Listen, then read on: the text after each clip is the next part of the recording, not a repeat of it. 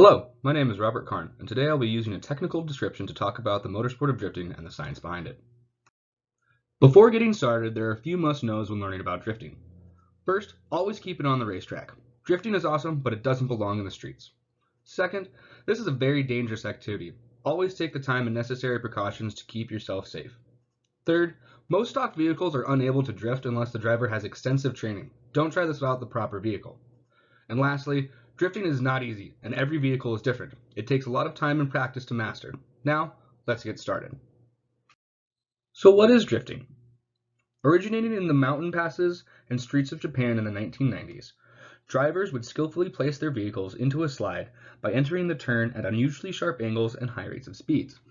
Thus, drifting was born, becoming the art of maneuvering a vehicle at high speeds and abnormal angles around turns while still maintaining control. So what happens when the driver turns the wheel of a vehicle? There are three possibilities that can happen.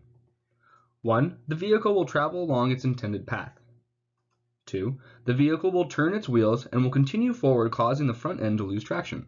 This is known as understeering.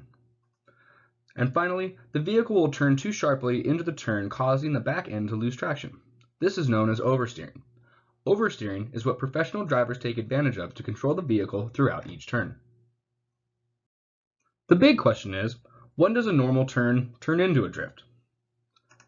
This is when the frictional force between the tire and the road are overcome by other external forces.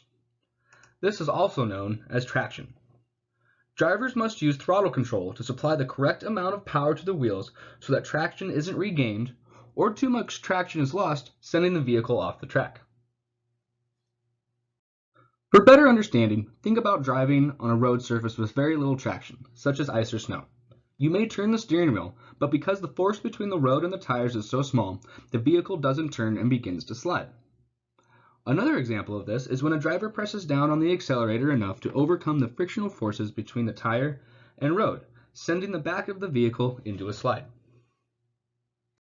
Professional drivers have mastered how to control the vehicles they are in and connect all these different factors together in order to complete a two-turn drift like the one shown.